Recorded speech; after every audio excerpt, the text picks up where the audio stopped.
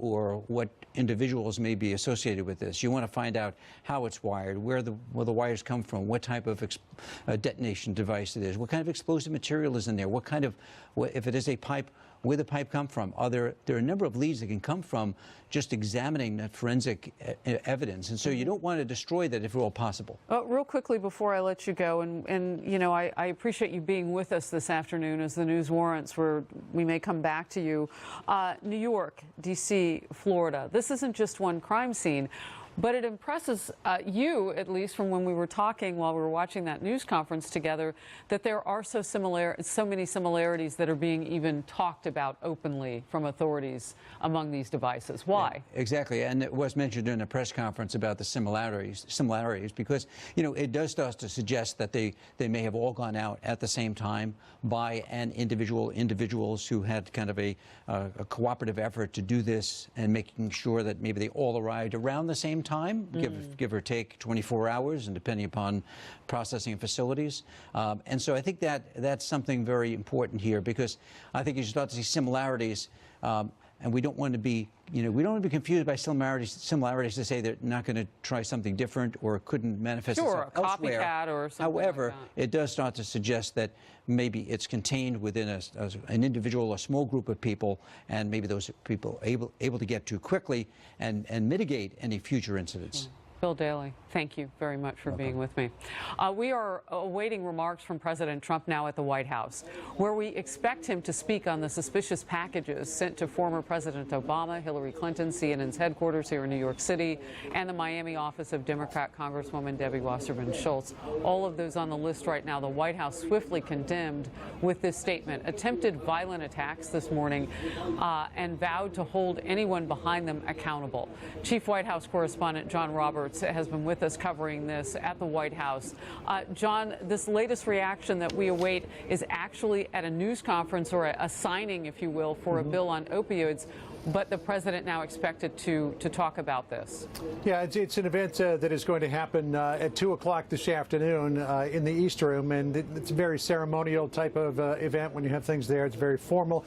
But we do expect that the president will top his remarks with something about this. So far, the only thing he's tweeted is that he agrees wholeheartedly with the tweet that was sent up by the Vice President, Mike Pence, earlier today. But a short time ago in Scranton, Pennsylvania, at a campaign event, the Vice President did top his remarks with a reference to today's crisis. Listen to what he said.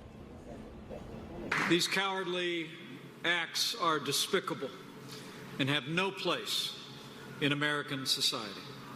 I want to assure you we've deployed the full resources of the FBI, the United States Secret Service, and they're working very closely with law enforcement officials. We'll continue to monitor these investigations, and those responsible will be brought to justice. We're also hearing from the First Lady's office, her spokeswoman Stephanie Grisham, with a statement a short time ago saying, quote, Mrs. Trump condemns all forms of threats and violence and thanks law enforcement for their heroic efforts. We are hearing a lot of praise for the Secret Service today. It's because any mail that is destined for the White House or destined for what are called protectees, and that would be former President Obama, former President Clinton, George W. Bush, George H.W. Bush, Jimmy Carter, goes through a mail screening facility. It's just outside of downtown D.C. Here in Washington. That's where the suspicious package that was addressed to President Obama was found and was contained, never got anywhere near the former president's home. And there's a facility in Westchester County, which is where the one that was addressed to the Clintons was found and contained. So the Secret Service doing yeoman's work, as it always does, standing guard for its protectees and making sure to the best of their ability that those entrusted with their protection do remain safe. Harris? Well, and we saw a tweet from Chelsea Clinton, the former first daughter, who was thanking the Secret Service as well. And we've heard already today, as you pointed out, the White House Press Secretary Sarah Sanders and also Ivanka Trump responding to what's happened and the role of the Secret Service. John, before I let you go real quickly, because what you're highlighting is where the professionals in terms of protecting high high-profile targets, those main screening facilities. But at CNN's headquarters here in New York, and perhaps potentially at Debbie Wasserman Schultz's office in Sunrise, Florida, we don't know yet, but these would have been other types of employees. And just a shout out to them as well. I mean, this really puts a fine point on, if you are coming into contact with packages for anybody, we lean on you first as that kind of filter, if you will. And I thought it was really interesting what the NYPD was saying in that they had NYPD officers, experts at CNN at the time that this package was discovered, telling people who were in the mail sorting facility. And I worked in that building for 4 years back when I was with our now competitor. And they have a very large mailroom facility because there are a lot of businesses that are incorporated. There are a lot of residential residences in that building as well.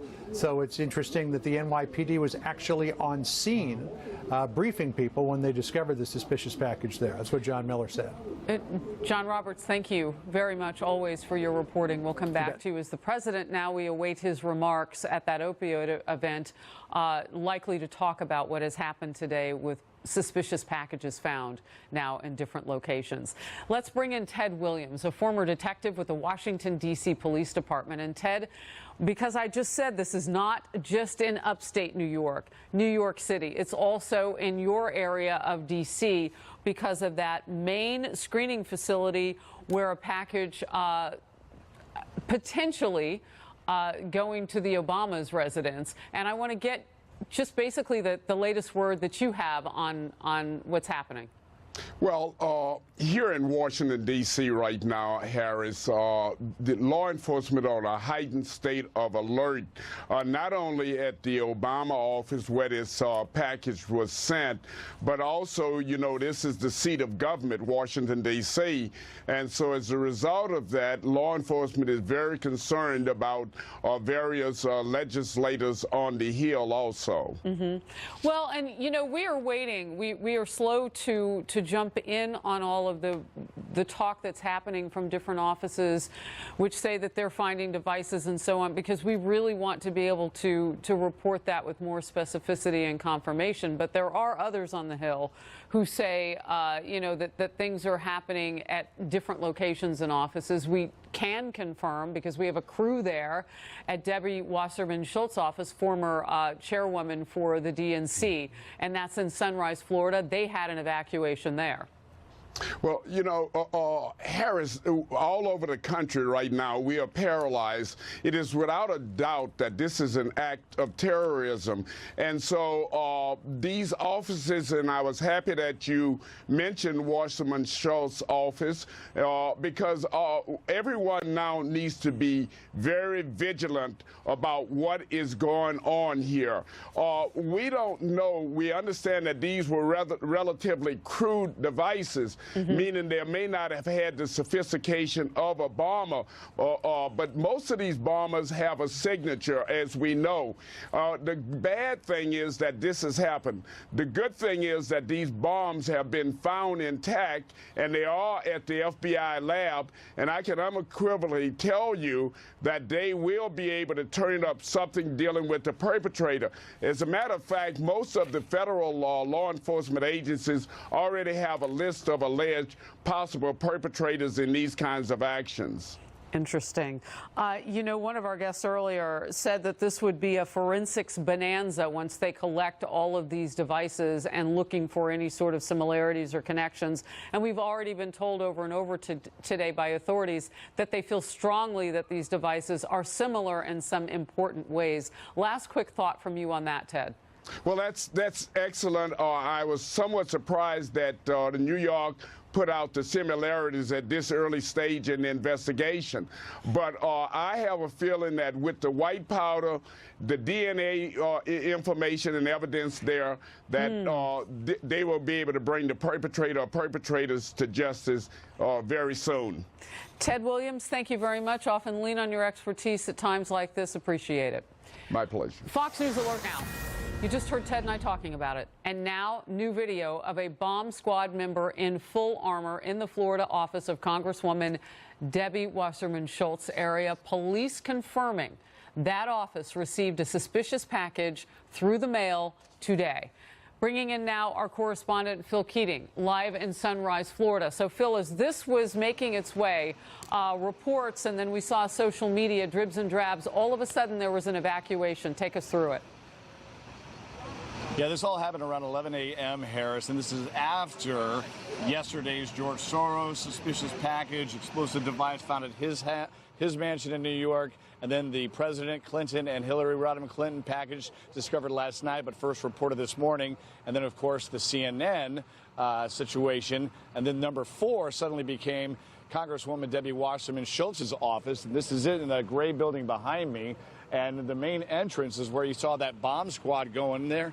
One of the bomb squad techs in his full gear, those big, heavily padded suits to protect themselves. And they also sent in a bomb squad truck from the Broward County Sheriff's Office around the backside of the building. The entire office of the 6-term Congresswoman was evacuated just as soon as somebody working inside discovered this suspicious device, called 911. And that has led to where we are right now. Nobody in there except for law enforcement. Over here on the street here in Sunrise, Florida, this is on the far western, far south from Parkland. You've got a bunch of fire trucks here. Traffic is cordoned off. 2016, Debbie Wasserman Schultz was the chairwoman of the Democratic National Committee. She was heavily vilified that year, not only by a Democratic candidate for President Bernie Sanders, who thought she was weighing the nomination towards Hillary Rodham Clinton, but also from groups on the right. She was supposed to not even be here this morning, and we do not believe she was in the office because Hillary Clinton just happens to be in the Miami metro area today. She was up in West Palm Beach yesterday doing some fundraising for the Democrat candidate for governor. Today it's for Donna Shalala, Bill Clinton's former HHS secretary, then University of Miami president for 14 years, but now she's running for Congress. So that was a fundraising luncheon, and Sure. Debbie Wasserman Schultz was supposed to be there. Our people inside said they never did see her, so she might have just boycotted going into that once the severity and seriousness of this situation unfolded with all of her staff evacuated from the building for safety. And we saw their social media talking about that evacuation. And I apologize, Phil, because I have people talking with me at the same time. I just want to button up what you said. Because I heard you mention the words about political, and so we don't know the motivations behind this. We want to make that really clear to people. There could be a lot of reasons why this is happening, although authorities have said time and time again they are trying to tie these devices together based on similarities. Phil Keating reporting live outside of Debbie Wasserman Schultz offices in Sunrise, Florida. Phil, thank you very much.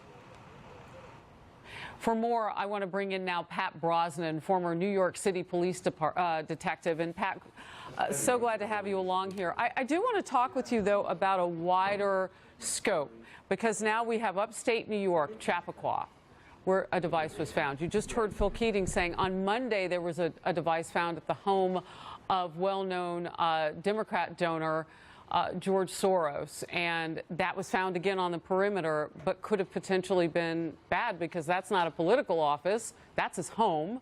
And then you have device in D.C. with the Obama office, and now the Wasserman Schultz office in Sunrise, Florida. Your thoughts about it?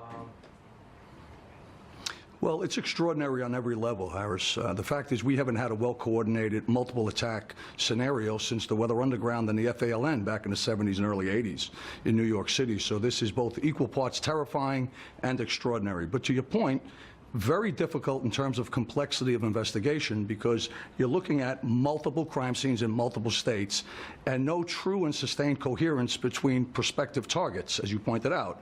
Soros on Monday, today, the events of today, the latest attacks 5 and 6, there doesn't seem to be an alignment of ideological perspective that would inform the discussion relative to motive. I mean, we understand the means, we understand the opportunity, but the motive remains right now very ambiguous. Because we don't know the who, is what I learned from you time and time again, Pat Brosnan. Yes, indeed.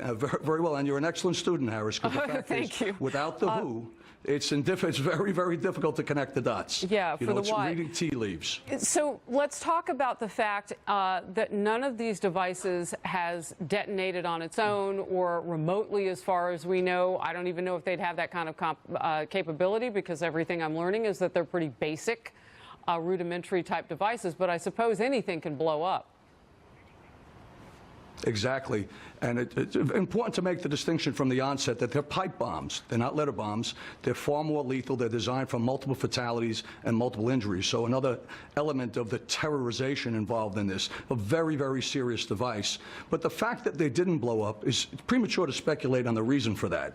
Could they possibly have been timed for an additional blow-up time, a detonation time? Could it be possible that we could be so extraordinarily lucky that all of them failed? I personally don't buy into that one. I don't think we'll ever have that kind of luck. But under the tutelage and leadership and stewardship of Commissioner O'Neill and the great John Miller and the rest of the folks at JTTF, I feel personally very safe. And in fact, a big salute to the Secret Service. They caught 2, and that's a big deal. The U.S. Postal Service, again, it speaks to complexity, right?